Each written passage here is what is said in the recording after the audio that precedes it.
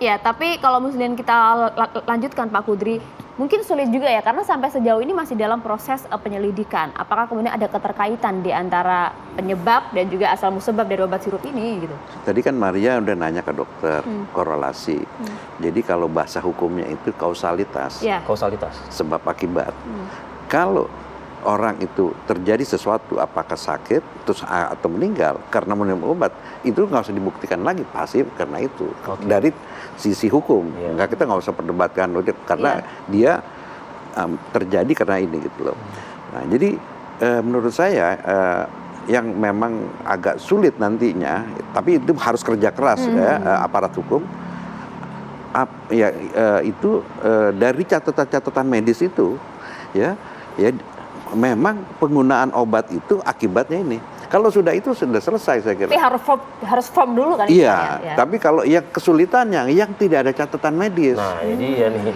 Iya kan? Lagi-lagi sekarang orang tua biasanya lebih mau simpel ngobatin sendiri. Nah ini edukasi. Tapi selain misalnya ibu atau ya, orang tua itu mau gampangnya aja, tetapi ini juga karena motifnya ini lagi ekonomi. Kalau dia ke dokter bayar lagi mahal. Betul. Waktu juga. Iya ini gitu.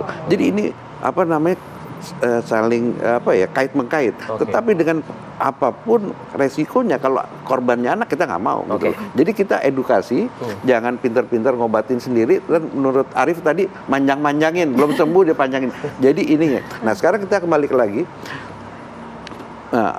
aparat hukum ini ya kita minta ya betul-betul harus ada yang disidik terkait dengan angka 133. Perlu tidak ada kemudian tim khusus. Ya, jadi tidak ada alasan dia bilang ini tidak bisa dibuktikan gitu. Saya kira secara scientific investigation itu bisa terbukti. Untuk kasus Ferry Sambo aja bisa pakai PSI gitu. Tadi kita ngomong gitu kan. Kenapa nggak kasus ini kayak ini gitu loh ya. Kan lambat ini Pak Kudri. Nah ini kita nggak tahu kenapa begitu. Yang pertanyaannya itu loh, kenapa udah begitu korbannya kok ini atau ada Kanjuruhan aja cepet dong. Nah, apa ada yang lain gitu loh. Karena ini ada irisannya dengan ekonomi. Nah kita tahu bahwa selama pandemi ya perusahaan yang mendapat untung itu adalah yang terkait dengan kesehatan. Entah pabrik obat, alat kesehatan dan ini gitu. Kaitannya dengan ini? Dan yang kita apalagi yang kita prihatin itu, loh kok produsennya diam-diam aja gitu loh. Kenapa? Tadi di salah satu apotek yang dilihat sama Yohana tadi obat itu masih ada di situ. Gitu. Iya kan? Tanggung jawab moral ada seharusnya. Paling tidak walaupun dia nggak bersalah gitu, dia bantu kayak apa? Tarik dulu lah. Atau obatnya ditarik agar kemudian akses mendapatkannya. Itu kan pasti. Enggak, tadi kan dibilang itu ada obat antinya dari Singapura mahal. Ya dia beli dong. Itu sebagai tanggung jawab sosialnya dia. Jadi dukung pemerintahnya kan gitu kan. Karena produksinya itu ya. Jadi ada corporate responsibility-nya. Ya kan dia nggak usah harus karena ada law enforcement baru tetapi mestinya harus ada kesadaran. Saya ke Dokter Kristia lagi nih. Dokter Kristia, menyambung pertanyaan saya tadi gitu. Ini apa sih jenis yang dibawa dari Singapura ini ke sini? Mungkin ada informasi dari dokter. Dan bagaimana mungkin masyarakat yang saat ini sedang panik begitu dan juga penuh rasa khawatir ingin sekali mendapatkan obat itu begitu loh setidaknya. Ya, kalau untuk fomepizol sendiri itu adalah antidotum ya. Jadi dianggapnya antidotum karena sebenarnya di etilen glikol atau etilen glikol tadi itu di dalam tubuh itu akan dimetabolisme oleh etanol hidrogenase menjadi zat metabolitnya yang toksik untuk ginjal itu. Kemudian fomepizol ini akan menghambat kerja dari alkohol dehidrogenase tadi sehingga tidak terbentuk metabolit toksiknya.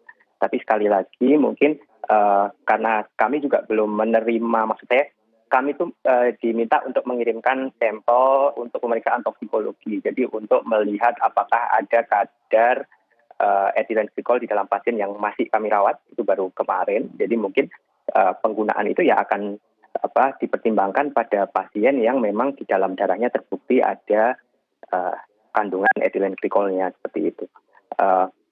Kalau sampai saat ini pemeriksaan itu baru bisa dikerjakan di Jakarta. Jadi kemarin kami juga mengirimkan sampel untuk itu sesuai edaran dari Kemenkes. Mungkin kalau untuk pembelian secara langsung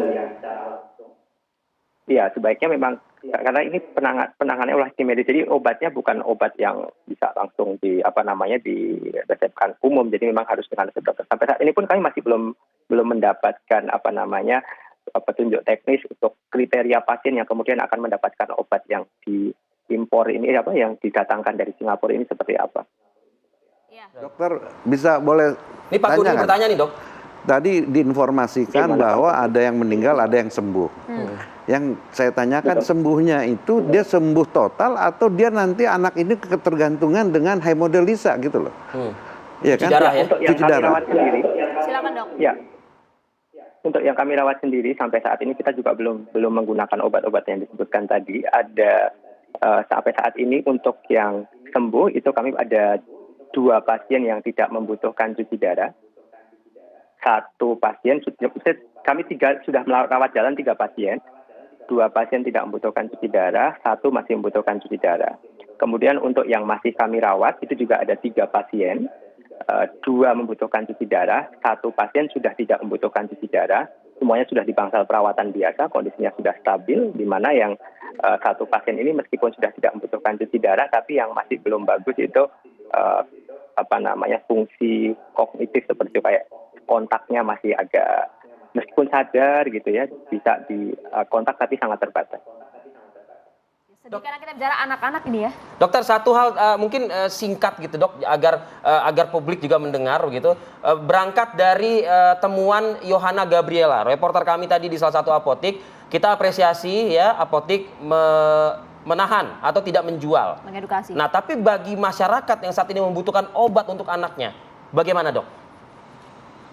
Ya, sebaiknya tetap dikonsultasikan kepada dokter sampai nanti, karena pemberian obat-obatan pada anak itu kalau misalnya dia harus dosis yang puyer gitu, nanti dosisnya itu dia harus disesuaikan dengan berat badan. Jadi tentunya untuk pemberian obat-obatan yang memang diperlukan sebaiknya tetap dikonsultasikan ke dokter. Kemudian sesuai dengan edaran dari Badan POM dan Kemenkes, memang menghindari tidak membeli obat bebas terlebih dahulu dan tidak menggunakan obat cair terlebih dahulu. Jadi seperti itu. Kan kalau tablet puyer gitu kan anak-anak Anak-anak kurang susah suka. ya. Iya, gimana dok? Antisipasinya Ya, seperti sebenarnya apa dok? obat ada sediaan yang lain juga.